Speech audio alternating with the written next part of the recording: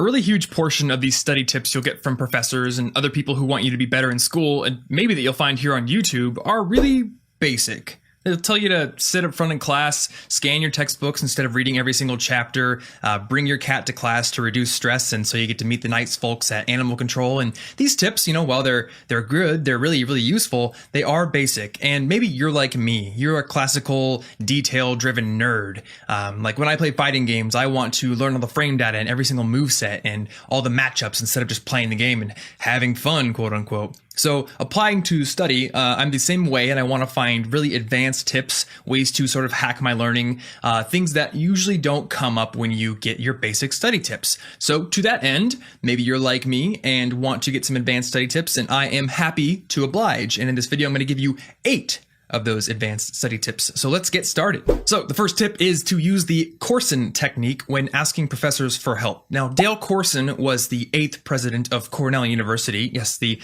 same Cornell University that spawned the famous Cornell note-taking system.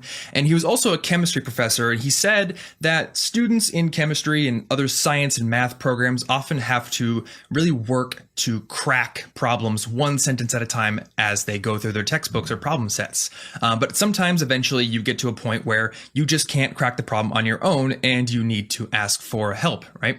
So you go to your professor, and what Dale Corson wants you to think about before you actually talk to your professor is pause and ask yourself, what is it that I don't understand? Like, truly, what is it that I don't understand?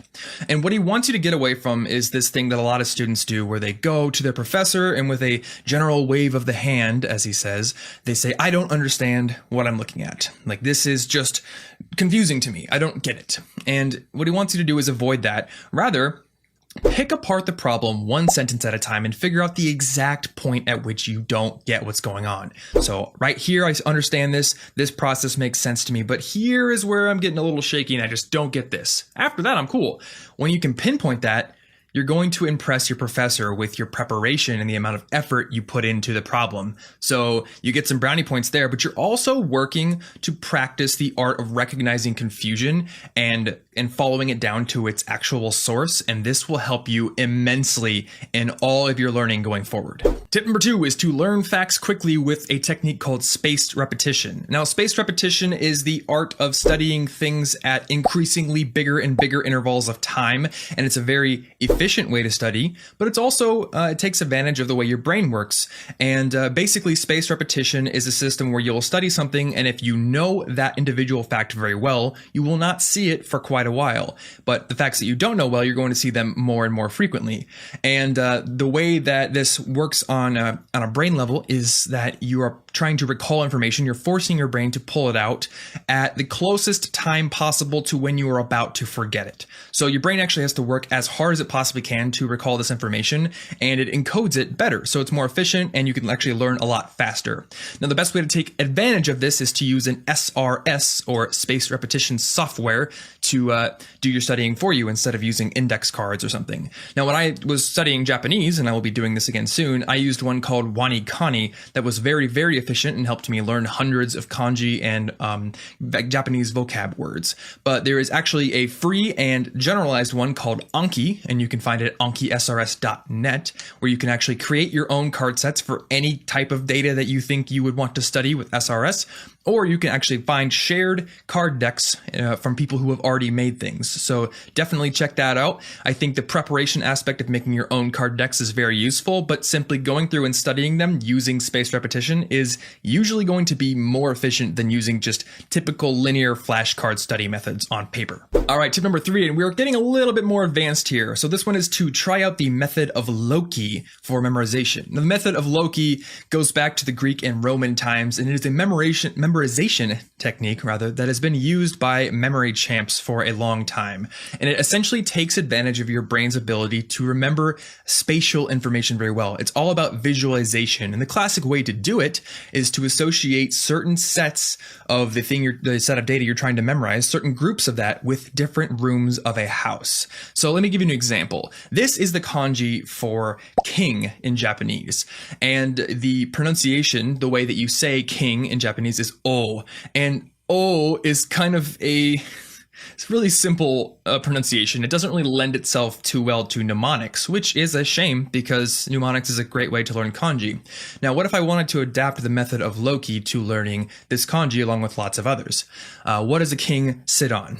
A throne, or as we could say, the toilet. And I am not averse to using 5-year-old humor here. And what do you say when you smell the toilet? Oh, yeah. Work with me here. Also, the kanji for king kind of looks like a towel rack, so I could associate king with the bathroom in a house. And if I really wanted to make this study technique useful for me, I would go into the bathroom and I would put up flashcards on the walls, and then I'd walk through my house and study this. Now, the method of Loki is kind of difficult, or Loki is kind of difficult to use. It's sort of an advanced technique, and usually you're going to be better off with SRS or mnemonics if you have a smaller set of data. But if you've got a lot to work with and nothing else has worked for you, it's something that you can try. Tip number 4 is to hack acrasia. So acrasia is a term that has been written about for centuries, and it goes back to Plato, and it's essentially a lack of command over oneself. And there's another even more complex term called picoeconomics, which talks about this hyperbolic discounting that we do. Essentially, we discount the value of a task the more it is delayed, the more the reward is pushed off into the future, which in short, means that we tend to procrastinate and do sort of fun things that don't really align with our values in the short term, and we avoid doing things that really do line up with our values because the reward is delayed. So the way you can hack acrasia, or sort of avoid becoming a victim to it, is twofold. One, use a commitment device. Bind yourself to getting your task done on time. And the way I do this is by using an app called Beeminder, which I've talked about before. I absolutely love Beeminder, and I've been using it to ensure that I publish 3 things a week for quite a while now. And if you look at my graph here, which I'll throw up, you can see that I have actually been publishing much more frequently than I was before. And it's largely because I use a commitment device to bind myself to do this. Now, another way that you can sort of hack acrasia, the second part of the fold, is to add a shorter term reward to completing a task. In the classic way, you've probably seen this image before, is to put gummy bears on your textbook, and as you read paragraphs, you allow yourself to eat them. But you can do all sorts of other things. Let yourself watch an episode of Game of Thrones once you finish an assignment, or maybe use a tool like Habit RPG and give yourself some experience and gold when you finish the study problem set or something. Just find a way to make sure that the only reward isn't that far off delayed one that causes acrasia. All right, tip number 5 is to improve the Pomodoro technique. And you may have heard of the Pomodoro technique. Everyone talks about it, but in case you haven't, it's simply a technique where you set a timer for about 25 minutes, classically, and then you work only on one task during that 25-minute session. And I think a lot of people do this, and it's very useful, but there are some areas for improvement that I don't think a lot of people take advantage of. So let me just rapid fire give them to you. So number 1, and I've talked about how much I'm a fan of the Beeminder app. The Beeminder blog is also a good resource for productivity techniques and experiments. And one of the things that they talk about is this thing they do called talks. Well, a talk is essentially a Pomodoro session, except where they use about 45 minutes and then take 15-minute breaks instead of the classic 25-minute, 5-minute break structure. So the tip here is to experiment with the time intervals. Don't just set yourself to 25 minutes and assume that that's the only potential interval that you could study at. Find what works for you. And the other one is to put a piece of paper next to you during your Pomodoro session. And whenever anything comes up that distracts you, maybe a phone call or the urge to check Facebook or something, write it down. Now, this lets you do 2 things. One, you can remember what the distraction was, and if it happened to be something urgent, you can take care of it during your break time. But 2, as you continue to do lots of Pomodoro sessions over months and months, you start to see what are the common problem points, what comes up a lot that distracts you, and then you can take steps to prevent these things. So maybe if it's your phone, you forget to put it in do not disturb mode. Well, you can do that now. If it's a certain website that you really want to visit because it's just so distracting and draws you in, then you can use an extension like Stay Focused on Chrome to block it during your study sessions. Very useful stuff. Tip number 6 is when learning new concepts, use both focused and diffused thinking. Now, this is a concept that I learned about in a book called Thinking in Numbers. And look at this guy, Magnus Carlsen. He is currently the #1 chess player in the world, but back in 2004, when he was just 13 years old, he played Garry Kasparov, who was considered the best chess player in the world a couple of decades ago, and who is often considered to be the best chess player of all time. He played Gary to a draw. And look at what he does from these screenshots here. During the match, he actually gets up and walks around, looks at other tables.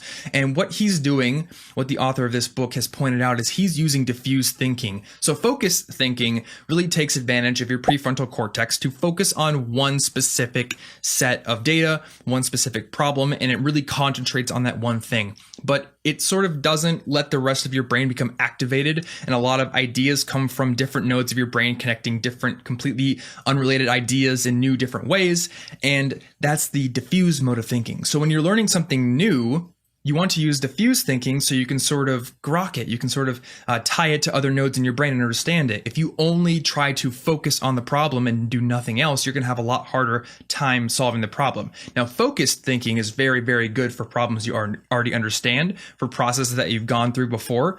And that's why you want to use these two modes of thinking in combination. Now, tip number 7, and I've talked about this before in terms of textbooks, is to gauge your classes. And the specific area I want you to think about here is gauge the speed at which your professor moves and at which you're able to understand. So if your professor tends to go too fast and you can't really understand everything he's presenting, maybe he writes too fast and you can't take notes fast enough, or he just moves through the material too fast for you to really understand it and give it time to process in your brain, then you want to take some steps to mitigate that problem.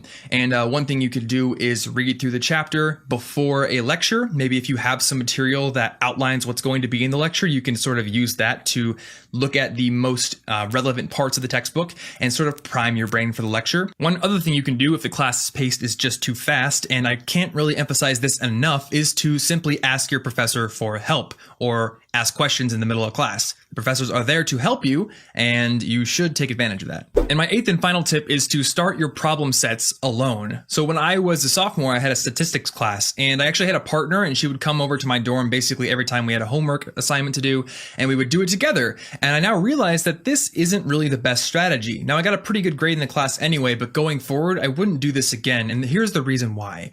When you do a problem set with a partner, you're kind of robbing yourself the opportunity to really pinpoint gaps in your understanding, because two people going at the same problem at the same time, if one person is able to do the entire thing, then the other person can sort of kind of get where the first person's coming from. So if you don't really understand a problem, or maybe there's one tiny little section that you wouldn't have gotten, but your partner does, you're going to latch onto their answer. You're going to say, yeah, I sort of get that, and you're going to move on. But if you do it alone, then you're going to be able to pinpoint those areas of confusion and shore them up before you get into a group and finish the assignment. So start them alone.